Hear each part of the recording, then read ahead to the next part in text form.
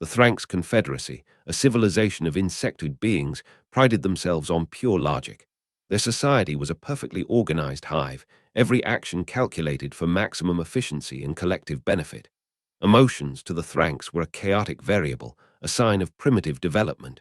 They observed humanity from afar, cataloging them as species 734, Terrans. The Thranks' high command analysis was concise. Terrans, biologically fragile. Technologically moderate, cripplingly dependent on illogical emotional responses, easily exploitable through compassionate impulses, threat level, negligible.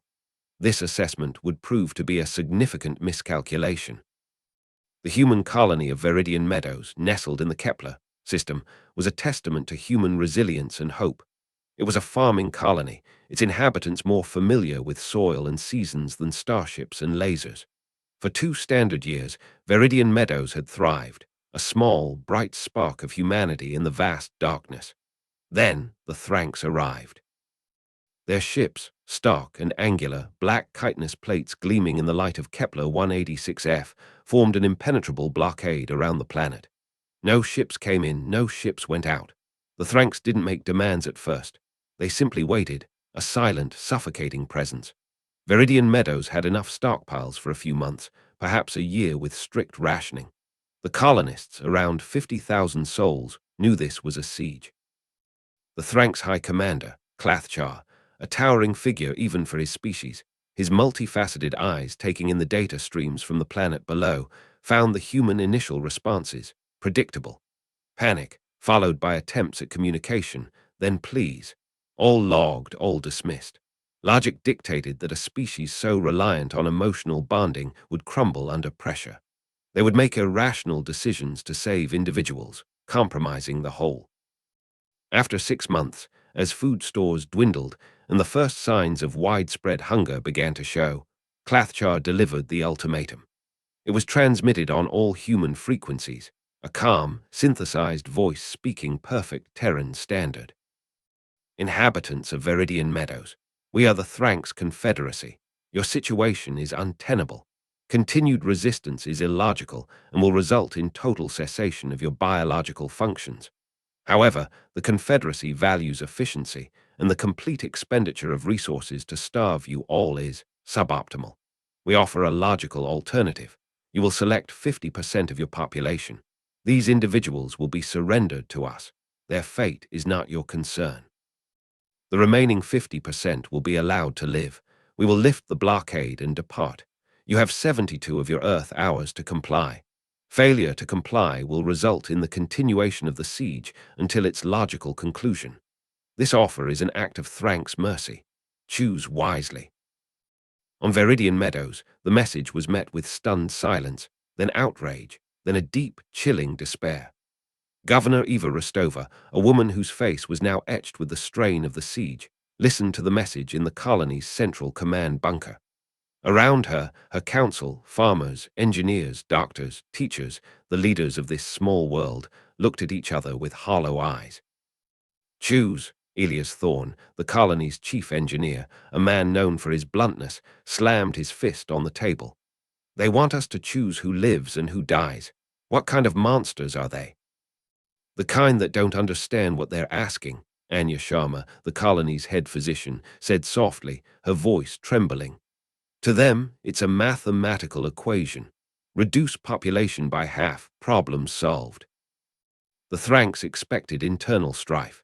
They anticipated factions forming, arguments over who should be sacrificed, a breakdown of social order. Their predictive models, based on their understanding of emotionally compromised species, indicated a high probability of the humans tearing themselves apart. For the first few hours, it seemed the Thranks might be right. Fear was a tangible thing in the colony, desperate whispers, hushed arguments in the ration queues. Who would decide? The old, the sick, the children. The thought was unbearable. Governor Rostova addressed the colony. Her voice, broadcast across their calm network, was tired but firm. I know what they're asking of us. It's an impossible choice, a monstrous choice, and it's one we will not make. A collective breath was held across Viridian Meadows. We will not surrender a single colonist. We will not be complicit in their logic. We are human. We will face this together. What happened next was not in any Thranks predictive model. There was no widespread rioting. Instead, a grim determination settled over Viridian Meadows. If they were to die, they would die as humans, not as numbers in an alien equation. The council met, not to decide who to sacrifice, but how to survive longer, how to resist, even if resistance only meant defiance. And then, an idea born from desperation, and that very human compassion the Thranks dismissed, began to take shape. It started in the mess halls, where the meager rations were distributed. A young farmer, barely an adult, strong and healthy, was seen quietly giving half his portion to an elderly woman next to him. Someone else saw it. Then another. Within days, a new, unwritten law emerged. It wasn't imposed by the council, but rose organically from the people. The strongest, the healthiest, those with the best chance of surviving hardship, began to voluntarily take the smallest shares of food. The workers in the hydroponic farms, vital to extending their food supply, were given more. The children and the elderly, the most vulnerable, found their rations subtly increased, their neighbors and even strangers making quiet sacrifices. Doctors and nurses, working around the clock, were urged to eat more, even as they tried to refuse. Aboard the Thranks command ship, Observer Unit 7.4, tasked with monitoring internal colony behavior, reported the anomaly. Commander Clathchar, its synthesized voice reported, colony food distribution patterns have altered. Data indicates a statistically significant deviation from expected self-preservation behavior among stronger individuals. They appear to be diverting resources to weaker members of the populace. This is illogical. Clathchar processed this. Define illogical. The optimal survival strategy for the individual is to maximize personal resource intake, especially those with higher physical capability. The Terrans are acting counter to this principle.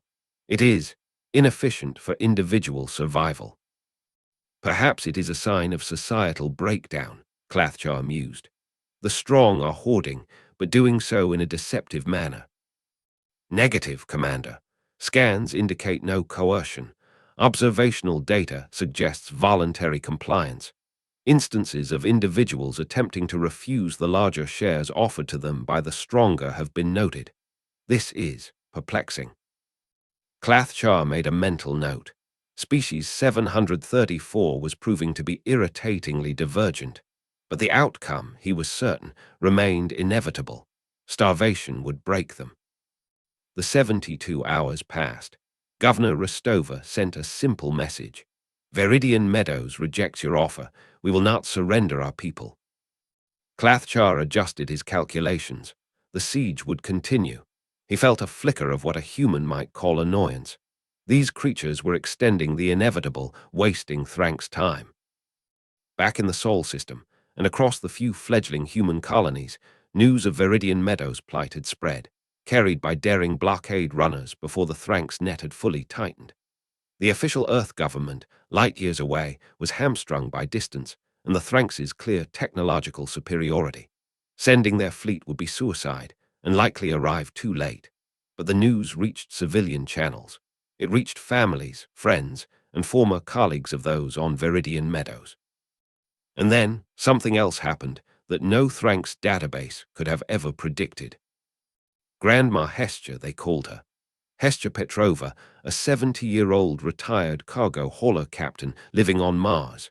Her granddaughter, Lena, was a geologist on Viridian Meadows. When Hestia heard about the siege, and then the Thranks' ultimatum, she didn't just get angry. She got busy. She called old friends, shipmates, people who owed her favors, people who knew people. She talked about her Lena. She talked about the kind of people who lived on Viridian Meadows, farmers, not soldiers. She talked about what it meant to be human, to stand up for your own, even when it was hopeless. Slowly, a trickle of ships began to gather in the outer asteroid belt. Old freighters, mining survey ships, long-haul transports, even a few decommissioned patrol cutters bought as scrap. Their crews were a motley collection.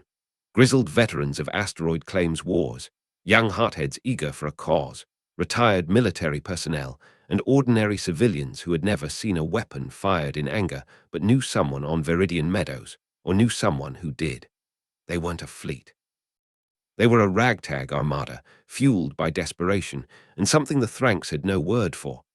They welded salvaged armor plates to their hulls and mounted whatever weapons they could find: mining lasers, kinetic impactors, jury-rigged missile launchers.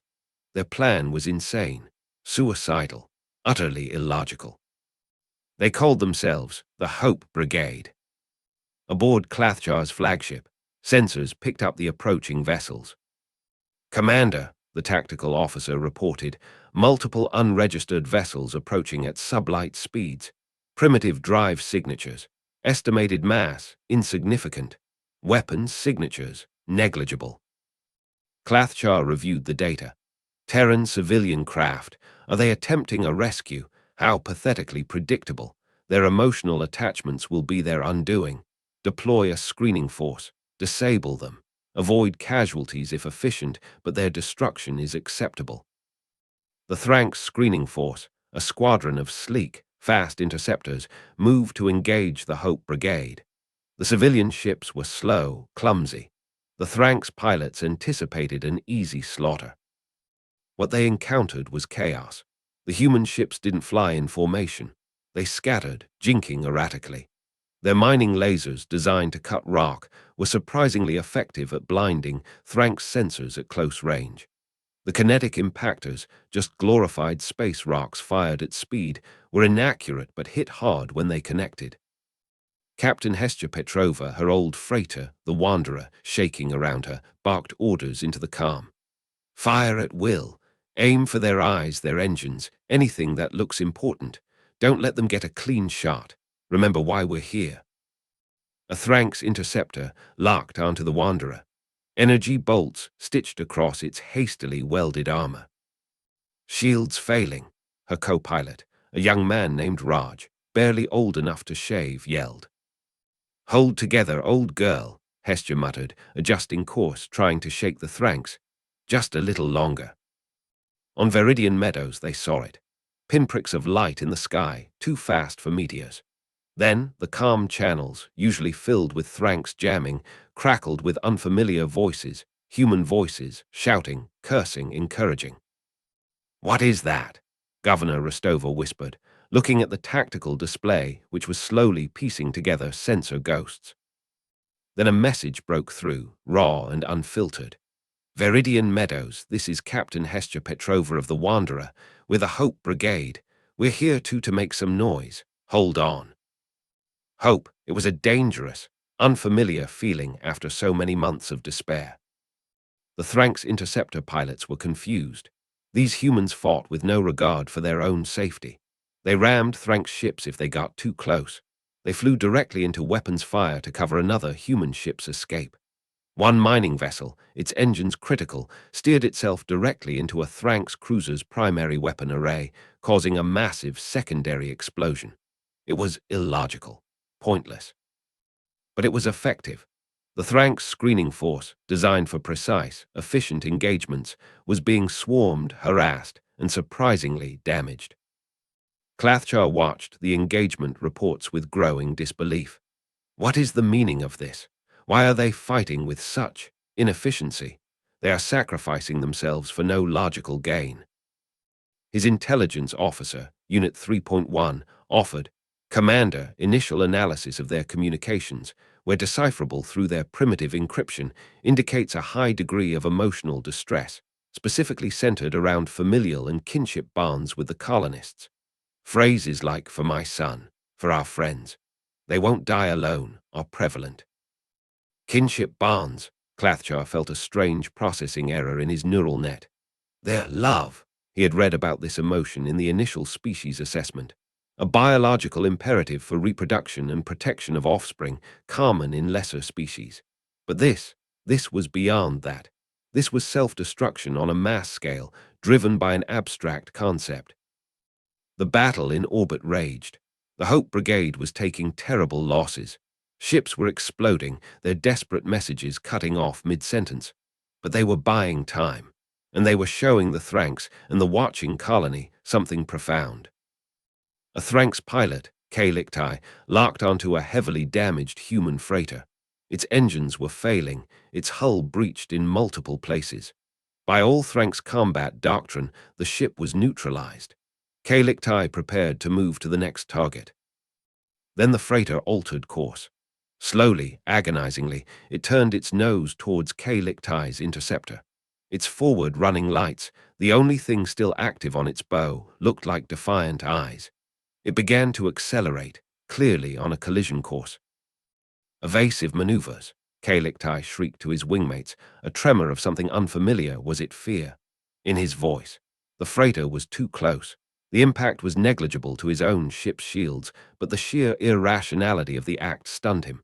The human ship tore itself apart on his shields, but not before its comm system broadcast a final, distorted message. Live, Veridian. Live. On the ground, the colonists watched the streaks of fire in their sky, tears streaming down their faces. They were witnessing sacrifice on a scale that defied understanding. This wasn't just a battle. It was an act of profound, desperate love. And it ignited something within them. The quiet defiance of the rationing transformed into a burning resolve. The maintenance crews who kept the atmospheric processors running, the farmers tending the failing crops, the medics saving lives with dwindling supplies, they all worked with a new, almost terrifying energy. Klathchar ordered more ships to engage the human attackers. Destroy them all.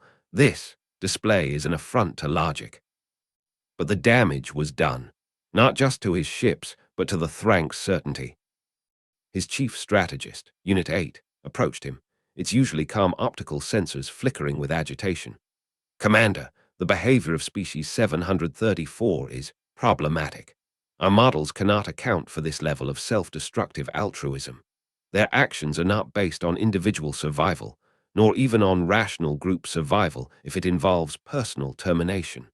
It appears to be driven by an emotional variable we have designated protective fury. It seems this emotion, when triggered by threats to kin or designated community units, can override basic self-preservation. Protective fury, Klathchar accessed the definition, a newly coined term by his own analysts. Explain. They are fighting not to win, Commander, as winning is logically impossible for them. They are fighting to inflict maximum damage, to protect their kin through defiant expenditure of their own lives. They are fighting because their emotional state compels them to. And, Commander, this emotional state appears to be contagious. Klathchar looked at the casualty reports from his own forces. Higher than anticipated, significantly higher. His pilots were reporting disorientation, hesitation. Witnessing such illogical, fervent sacrifice was apparently having a detrimental effect on Thranks' combat effectiveness. Their logical minds struggled to process, to categorize, the sheer irrationality of their enemy. The Hope Brigade was eventually decimated. Only a handful of their ships, battered and broken, managed to limp away into the darkness, their mission of rescue a failure in terms of numbers saved directly by them. But their true mission had succeeded. Down on Veridian Meadows, the Thranks' ultimatum was a distant memory. The sight of those civilian ships, fighting and dying for them, had changed everything. They would not starve quietly. They would not surrender. If the Thranks wanted Veridian Meadows, they would have to take it, inch by bloody inch. Klathchar looked at the planet below. It was no longer just a strategic asset to be efficiently acquired. It was something else, something that made his mandibles click in unease. He considered the cost, the resources to subdue a populace now clearly willing to fight to the last child, the effect on his own troops' morale, the sheer, maddening illogicality of it all. Unit 8, he said, his voice flat. Recalculate mission parameters. Factor in protective fury as a primary combat variable for species 734. Recalculating, Commander, the new projections indicate a significantly higher cost in Thranks' resources and personnel. Potentially, an unacceptable cost for an asset of this value. Klathchar was silent for a long moment. He had prided himself on always making the logical choice, and the logical choice, now, was becoming horrifyingly clear. These humans, with their crippling emotions, had made themselves too costly to conquer. Their love, their willingness to die for each other, was a weapon more potent than any laser or missile. "Prepare the fleet for withdrawal," Clathjar ordered. There was a stunned silence on the bridge. "Commander," Unit 3.1 queried. "Withdrawal." "The cost-benefit analysis is no longer favorable," Clathjar stated, the official justification masking a deeper, more unsettling reason. Species 734, in its current emotional state, presents an unpredictable and inefficient target. We will reevaluate our approach to this species. The Thranx ships, without ceremony, turned and vanished back into the void as silently as they had arrived. On Viridian Meadows, disbelief turned to cautious joy, then to a wave of overwhelming relief and grief. They had survived. They had been saved, not by armies or governments, but by the raw courage of ordinary people driven by love. The story of Viridian Meadows and the Hope brigades spread through the galaxy. The Thranx Confederacy officially listed Protective Fury as a hazardous species trait specific to humans. Their internal reports warned that provoking humans by threatening their young, their families, or their communities could result in unpredictable, disproportionately violent, and logistically catastrophic defensive reactions. Humanity's standing in the galaxy shifted. They were still seen as emotional, perhaps even irrational. But now, those emotions were viewed with a new, wary respect. Their capacity for compassion was no longer seen as just a weakness. It was understood to be the foundation of a terrifying strength. The legend of the farmers and the grandmothers who stared down a logical empire began to be told on distant worlds, and the galaxy learned a new truth. Do not push humans to the point where their love turns into fury, for that fury could and would change the calculations of empires.